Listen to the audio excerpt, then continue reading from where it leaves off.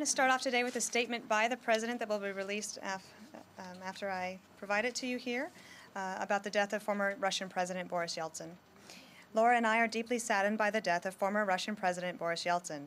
President Yeltsin was an historic figure who served his country during a time of momentous change. He played a key role as the Soviet Union dissolved, helped lay the foundations of freedom in Russia, and became the first democratically elected leader in that country's history. I appreciate the efforts that President Yeltsin made to build a strong relationship between Russia and the United States. We offer our sincerest condolences to the Yeltsin family and to the Russian people. With that, I'll take your questions.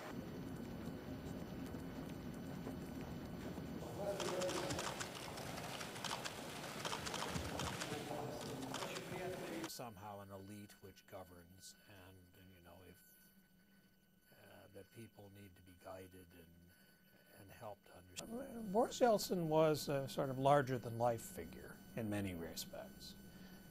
It was rather hard to have a conversation with Boris Yeltsin. I mean, Boris Yeltsin tended more to pronounce or to give you his view.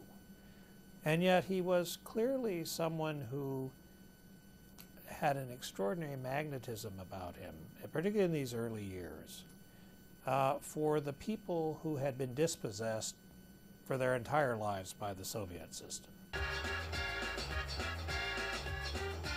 may have been 65 with a heart condition, but he showed he had vitality. Once more, he was relaxed. And in a way, he almost changed the whole idea of legitimacy of power in Russia. Before him, the legitimacy of power of the Communist Party was that it had the ideological framework that was correct for guiding the country. Before the communists, it had been the bloodline of the Romanov dynasty. Yeltsin basically came and said it's neither of those anymore. Now it's going to be popular support.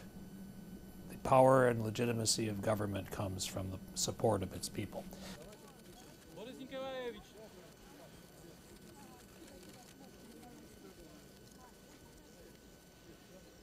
Former spy master Vladimir Putin. Yeltsin said Putin was the man he'd like to succeed him when he stood down. Some saw that as the kiss of death.